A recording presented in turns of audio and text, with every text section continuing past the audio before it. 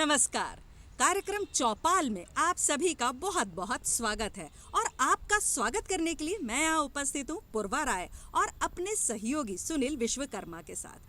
जी हाँ, मौसम चल रहा है जनवरी फरवरी का।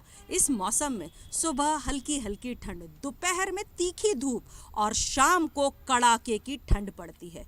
इस समय में कौन कौन से सामयिक कार्य किए जाएं हमारे खेती के अंदर, वो जान लेना बहुत ज़रूरी है। तो क्यों ना इसी विषय पर चर्चा की जाए, कृषि में समसामयिक चर्चा, जो कि आज का हमारा विषय है। इस विषय को लेकर आज हमारे साथ उपस्थित हैं हमारे विषय विशेषज्ञ, साथ ही साथ हमारे ढेर सारे किसान भाई। तो चलिए आपकी मुलाकात करवा दूं हमारे विषय विशेषज्ञों के साथ। सबसे पहले मैं स्वागत करना चाहती हूं डॉक्टर आर.पी. शर्मा जी, आप जो प्रधान वैज्ञानिक है कृषि विज्ञान केंद्र देवास से। सर बहुत बहुत स्वागत है आपका। इनके साथ ही साथ हमारे साथ जुड़े हुए हैं श्री अमरेंद्र मिश्रा जी, कृषि पत्रकार हैं आप। सर बहुत बहुत स्वागत है आपका। और अब हमारे साथ जुड़े हुए डॉक्टर अशोक वर्मा जी, कृषि अर्थशास्त्री हैं आप। सर बहुत बहुत स्वागत है आपका। इनके साथ ही हमारे प्रदेश के विभिन्न जिलों से बहुत सारे सफल किसान आए हुए हैं हमारे साथ। तो क्यों ना अपनी चर्चा को आगे बढ़ाएं हमारे एक्सपर्ट्स के साथ में। तो सर सबसे पहले जो गेहूं की फसल लगाई हुई है अभी, तो जो कल्ले वाली जो अवस्था है, इस समय कौन सी सिंचाई करना सबसे ज़्यादा ज़रूरी है हमारे किसान भाइयों को?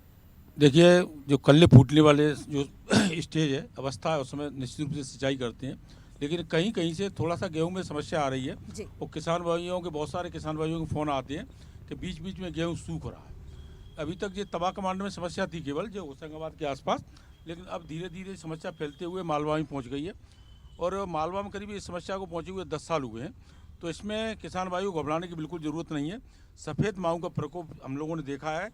तो सफ़ेद माहू का जब प्रकोप होता है तो कहीं कहीं पेड़ सूख जाते हैं, और जब किसान भाई जब थोड़ा सा गीली मिट्टी रहती है उसको, गेहूं के पेड़ को उखाड़ेंगे तो सफ़ेद माहू आपको दिखेगा। इसमें के लिए उपचार जो आज की स्थिति ये है कि क्लोरपारीफास एक दवा आती है 20 सीसी जी, उसमें जब शरीर में हम अधिकतर किसान भाई इस समय जो हमारा तीसरा पानी है गेहूँ में, तीसरा पानी देंगे। और पहला पानी दूसरा पानी निश्चित रूप से स्प्रिंकलर से हमारे किसान देते हैं, और तीसरे पानी के बाद हम लोग जो शरीर में खुला पानी देते हैं। और खुला पानी देते हैं तो उस बोतल में हम लोग जो है नीचे छेद कर दें और इस शरीर में पानी दे रहे हैं वहाँ पर हम इसको बोतल को रख दें। और ध्यान रखें किसान भाइयों कि कभी भी खेत को पानी से भरना नहीं है। इसमें हमारी जो अनुशंसा है वो 80% कट ऑफ रेशियो की है। 80% कट ऑफ रेशियो का मतलब ये है, मान लीजिए आपकी शरीर की लंबाई 100 मीटर है, तो 80 मीटर तक जब आपका पानी पहुँचता है तो उसके बाद जो है इस सरी का पानी बंद कर दें, दूसरी सरी में स्टार्ट करें और वो बोतल है आप उसमें रख दें। जी क्या जो जनवरी में पाले की समस्या है, इसको सरसों से किस प्रकार से बचाया जाएगा सर? निश्चित रूप से पाला जो है इस बार बहुत ज़्यादा समस्या नहीं आई है। क्यों नहीं आ रही है? देखिए, आप देख रहे होगे मौसम में ठंडक है जी।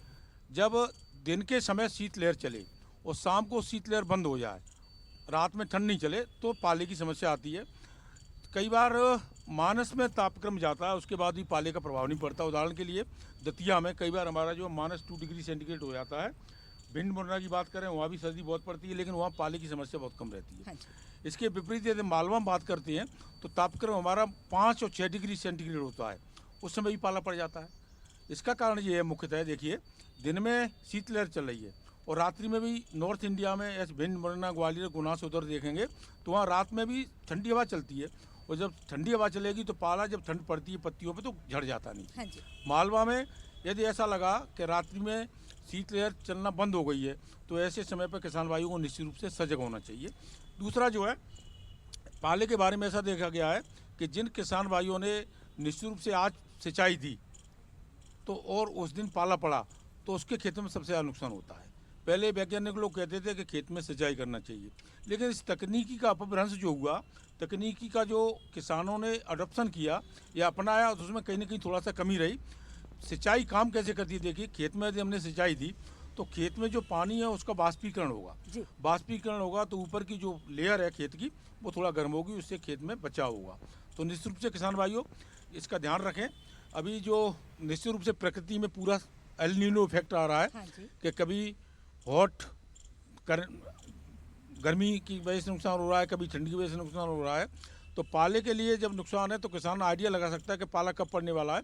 जब तापक्रम कम हो और शाम के 3-4 बजे यदि हवा बंद हो जाए तो निश्चित रूप से मानिए उस दिन किसान भाइयों को सजग रहना चाहिए और पाले के लिए बचाव करना चाहिए। हमारे मालवा में विशेषकर जो है आप देखेंगे देवास उज्जैन में तो बहुत सारे किसान आज भी ऐसे हैं कि वो रस्सी लेके चलते हैं, वो जो है रस्सी लेके चलते हैं और रस्सी ले का मतलब यही है कि ऊपर जो ठंड जमी हुई है पत्तों के ऊपर वो नीचे झड़ जाती है, उससे पाले का प्रभाव नहीं पड़ता। पहला। दूसरा जो है इसमें अनुशंसा ये भी है कि किसान को जो है अपने खेत के आसपास जो धुआं करना चाहिए। और धुआं किस बात का, देखिए बहुत सारे जो सजग किसान जो हमारे किसान भाई यहाँ बैठे हैं वो जानते हैं कि जो सोयाबीन का बगदा था, कचरा था, सोयाबीन के बगदे में सबसे ज़्यादा धुआं होता है ना। तो आसपास से किसानों ने यदि धुआं है मतलब सोयाबीन का भूसा डाल दिया है या कांठली जो डाल दी है उसमें धुआं कर देंगे तो निश्चित रूप से आपकी फसल बचेगी। ध्यान रखें धुआं कई किसान भाई जो है सुबह 4 बजे कर देते हैं, कई किसान भाई 7 बजे करते हैं, तो ये धुआं ऐसे काम नहीं करने वाला भाइयों। ये धुआं में उद्देश्य ये है कि पहली जो किरणें निकलती हैं उस पहली किरणों से आपको फसल का बचाव करना है। और इस समय सूर्यदेव के दर्शन जो हो रहे हैं निश्चित रूप से आप देख रहे हो 6:30 से लेकर के 6:40 के बीच में सूर्यदेव निकल रहे हैं, उस समय खेत में धुआं होना चाहिए जी। तो किसानों से अनुरोध यही है इस आपके माध्यम से कि किसान भाई 6 बजे के बाद जो है खेत के चारों तरफ धुआं कर देंगे। और धुआं आप देखते हैं कि एकदम ऊपर उठता नहीं, कभी धुआं हमेशा फैल के चलता है और पहली किरणें जो आती हैं धुआं में अवशोषित हो जाती हैं, उससे हमारे किसान भाइयों की फसल निश्चित रूप से बच जाती है। बहुत ही अच्छे से समझाया हमारे एक्सपर्ट ने। अब हम चलते हैं जो हमारे साथ में जुड़े हुए हैं मिश्रा जी। मिश्रा जी ये बताइए कि जब सरसों में फूल आता है क्या उस समय सिंचाई की जानी चाहिए या नहीं की जानी चाहिए, किसानों को आप क्या सलाह देंगे? देखिए एक्चुअल में हर फसल की अपनी सिंचाई की एक क्रांतिक अवस्था होती है जी। सरसों की भी अपनी एक सिंचाई की क्रांतिक अवस्थाएं हैं। यदि आपके पास पानी उपलब्ध है और सरसों को 3 पानी यदि हमने दे दिया है तो वो पर्याप्त माना जाता है। तो पहला पानी जो है फसल बोनी के यदि आपने 20 से 25 दिन के बाद दिया है, तीसरा पानी जो है आपने 40 से 45-50 दिन के अंदर दे दिया है, और फूल आते समय यदि हमने एक सिंचाई दे दी है तो वो सरसों की फसल के लिए बहुत उत्तम मानी जाती है।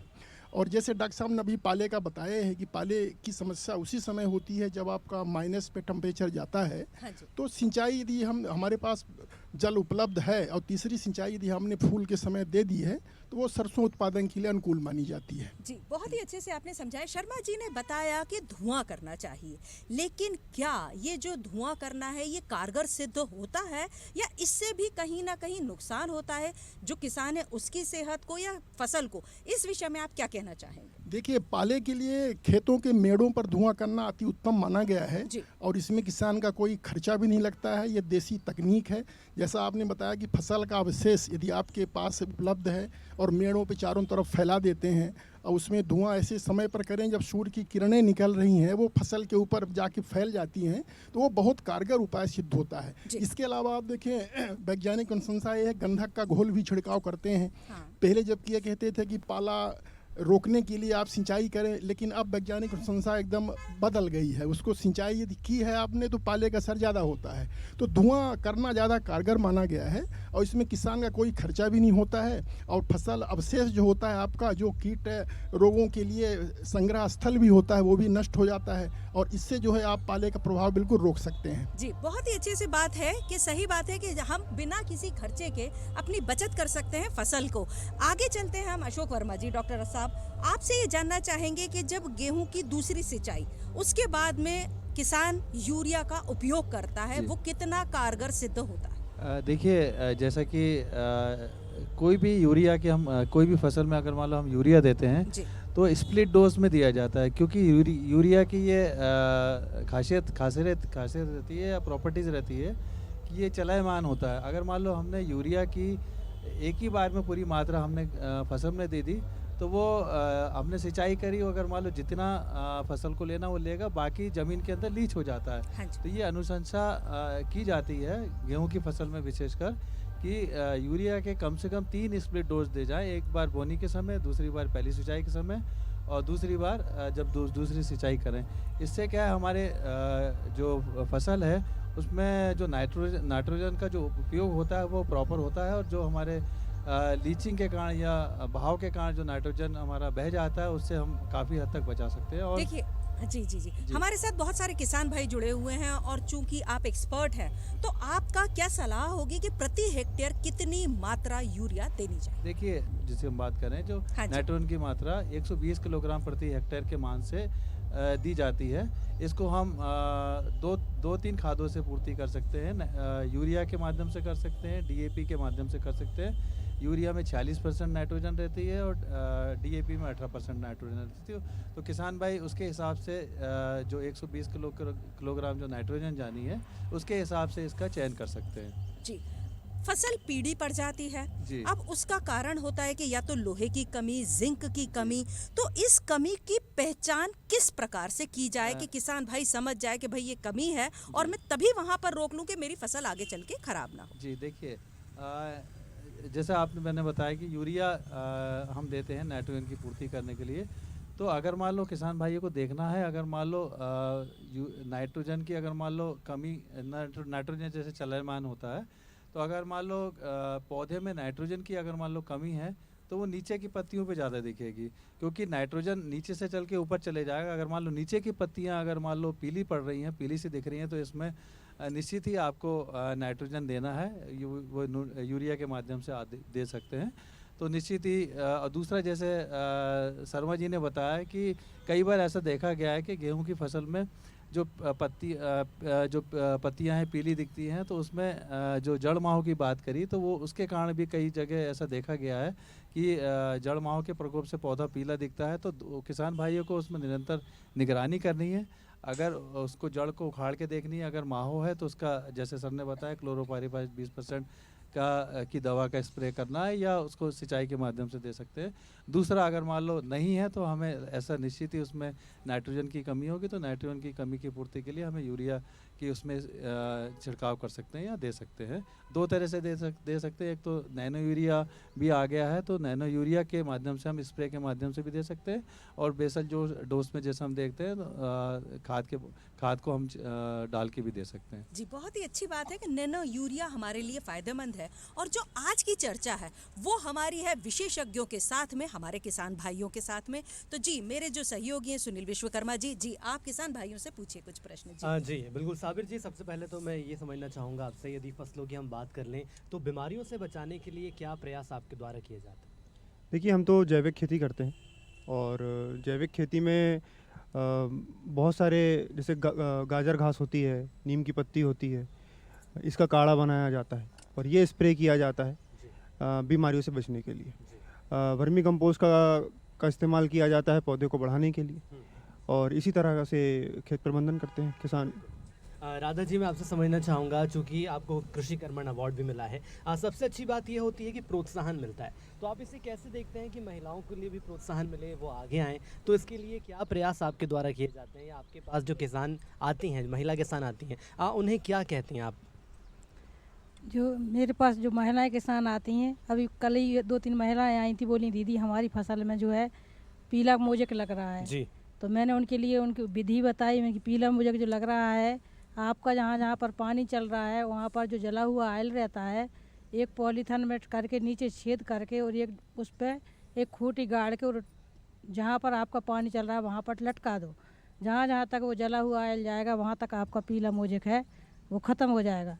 तो 2-3 महिलाएं बोली दीदी मैंने 15 दिन पहले किया था, वो पीलापन जो है वो ठीक होने लगा। 2-3 महिलाओं को और बताया, फिर वो महिलाएं बोली कि नहीं क्यों दीदी आप वर्मी कंपोस्ट की खाद की बोलती थी, उससे क्या होता है और जो यूरिया से क्या होता है। मैंने यूरिया की जो 50 किलो की बोरी डीएपी की जो 50 किलो की बोरी आती है उसमें 9 kilo nitrogen, 23 kilo phosphorus, 18 kilo मिट्टी चूना से बनी हुई डीएपी आती है बहन। इसलिए हम कहते हैं कि जैविक खाद, वर्मी कंपोस्ट खाद में जो है जो 16 तत्व पाए जाते हैं, जैसे कि नत्रजन है, स्पोर है, पोटेशियम, गंधक, लोहा, जस्ता, manganese, potassium, molybdenum, boron, sulphur, humus, carbon, oxygen, hydrogen, ये सभी प्रकार के तत्व पाए जाते हैं। अगर अपन वर्मी कंपोस्ट की खाद या गाय के गोबर की जो खाद है, नाडेप वगैरह की, हमारे पास नाडेप भी बनी, हम उनको बनाना बताते हैं, अगर ये खाद डालते हैं तो कोई बीमारी आ ही नहीं सकती।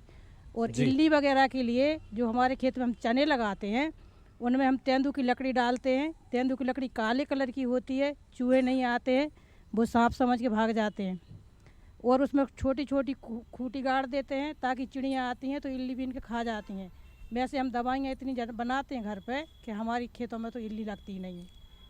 काढ़ा बनाते हैं नीम धतूरे वाली दवाइयों सुनील, का। आप देख रहे हैं कि किसान भाई तो बहुत ही ज्यादा अग्रसर हैं, लेकिन जो हमारी किसान बहनें हैं वो भी उनको पीछा नहीं छोड़ रही हैं। जी हाँ, वो उनके आगे निकल रही हैं और खेती किसानी में अपना परचम लहरा रही बिल्कुल, हैं। और यही सरकार का भी कहना है कि सशक्तिकरण की दिशा में, महिला सशक्तिकरण की दिशा में लगातार हमें प्रयास करने चाहिए।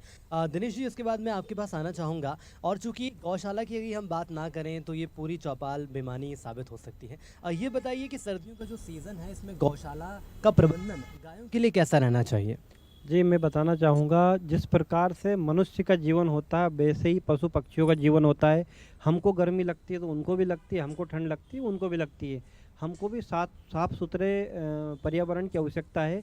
ठीक उसी प्रकार जो गायों का आवास बनता है उस दृष्टिकोण से बनाया जाता है। अगर अधिक ठंड अगर आती है तो हम गायों के ऊपर तिरपाल से कवर कर देते हैं, और अगर जैसे धूप बहुत ज़्यादा लगती है तो गायों के लिए पंखे की व्यवस्था करते हैं, गर्मियों में ठंडे पानी की व्यवस्था करते हैं, सर्दियों में ताज़े पानी की व्यवस्था करते हैं। तो इससे क्या होता है, गायों बीमारियों से सुरक्षित रहती है और हमको उत्पादन बहुत अच्छा देती है।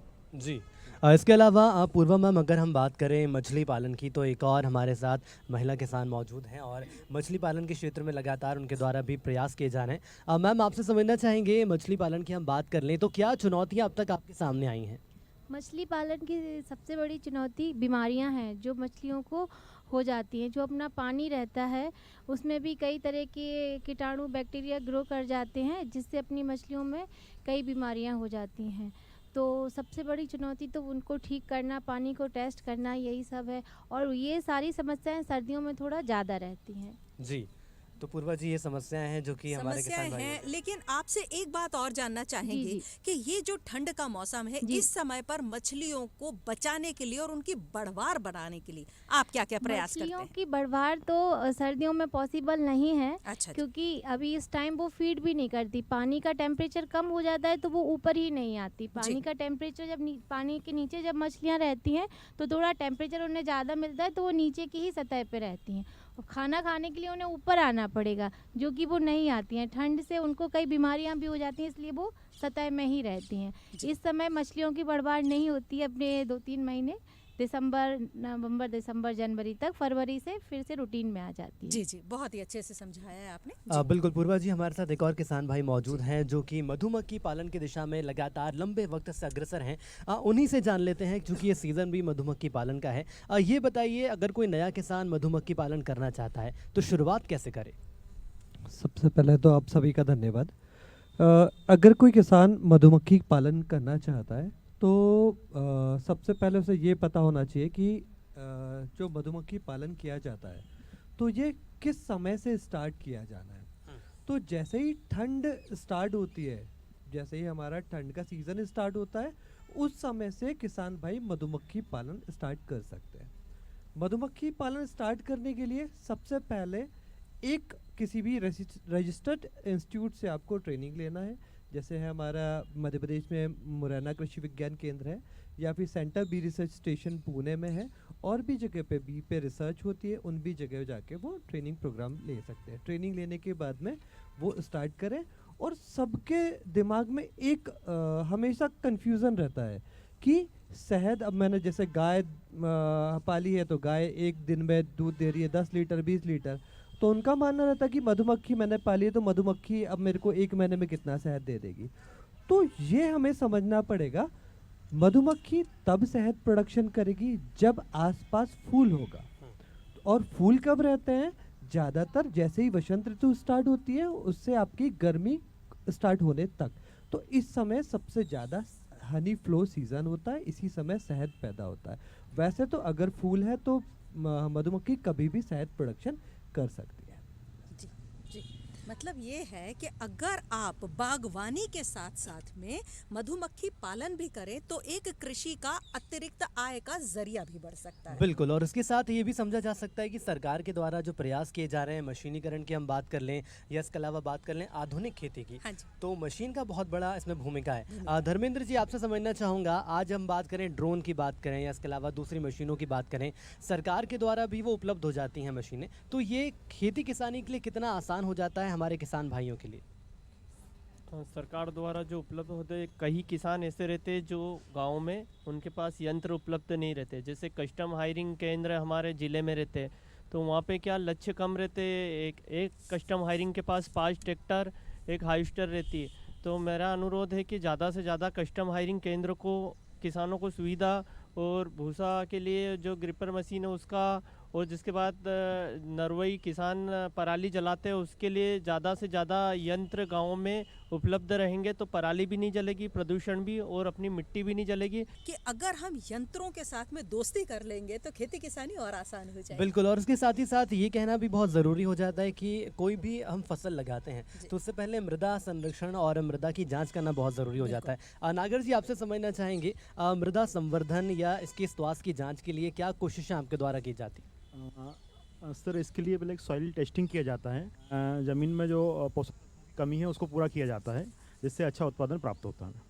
जी जी, आपको मिट्टी की जांच पहले करवा लें तो आगे चल के फसल नो डाउट बहुत अच्छी मिलने वाली है। बिल्कुल, और इसके साथ साथ सर मैं आपसे समझना चाहूँगा केवीके की हमने पहले भी बात करी थी, कितना ज़रूरी हो जाता है आपके नज़रिए से केवीके के कृषि वैज्ञानिकों का? हमारे साथ कृषि वैज्ञानिक भी जुड़े हुए हैं और उनके द्वारा जो सलाह दी जाती है वो हमारे किसान भाइयों के लिए कितनी उपयोगी साबित होती है? केवीके से किसानों का उत्पादन भी बढ़ता है और एक यूनिफॉर्म में वो खेती करना सीखते हैं कि कौन सी फसल कैसे लें, एक साथ 5 फसलों को लेना, कौन सी फसल का किस समय चुनाव करना, बीज का कौन सा लेना, कहाँ पे बीडर बीज है, फाउंडेशन बीज है।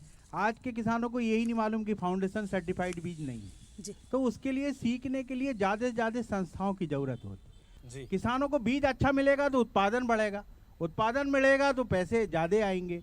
किसानों के साथ अच्छे उत्पादन का भी ध्यान रखा जाए और उनको बीज की प्रक्रिया सिखाई जाए, कैसे बीडर बीज से लाके आप फाउंडेशन बीज बना सकते हो। आज बाहर हमारे यहाँ पंजाब का बीज मध्य प्रदेश में बिक रहा है, यहाँ के किसान भी बीज बना सकते हैं। छोटी छोटी अपनी समितियाँ बनाएं और वो केवीके से ट्रेनिंग लें और अपना बीज का उत्पादन करें। हम लोग जैसे केवीके में हम लोगों ने ट्राइकोडर्मा, बवेरिया, बासियाना बढ़ाना सीखा।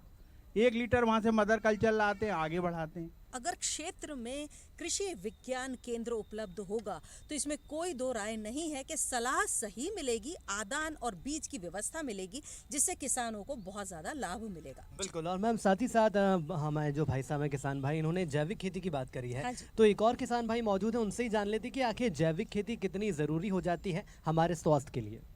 समय के हिसाब से जैविक खेती आज का समय के हिसाब से बहुत ज़रूरी है। तो कम से कम हर एक किसान अपने घर में इतनी खेती कर ले कि जैविक खेती इतनी करे कि अपनी सब्जी हो जाए, उनकी चने हो जाए, मसूर हो जाए या गेहूँ हो जाए, तो इतने अपने खाने के लिए वो इतनी व्यवस्था तो ज़रूर करें। जी, बेहद ही सार्थक चर्चा का अंग रहे आज हमने जाना कि किस प्रकार से हमारे जो कृषि विशेषज्ञ हैं वो आपके लिए समसामयिक चर्चा का अंग रहे, साथ ही साथ किसान भाइयों की बहुत सारी मन की बात का हम अंग रहे। जी हाँ, इसी प्रकार से चौपाल लेकर आते रहेंगे हम आपके लिए लगातार समसामयिक चर्चाओं की और विषय विशेषज्ञों की सलाहों के साथ। अगले अंक में फिर होगी मुलाकात। मैं पूर्वा राय अपने साथ अपने सहयोगी सुनील विश्वकर्मा के साथ आपसे आज्ञा चाहती हूँ। नमस्कार।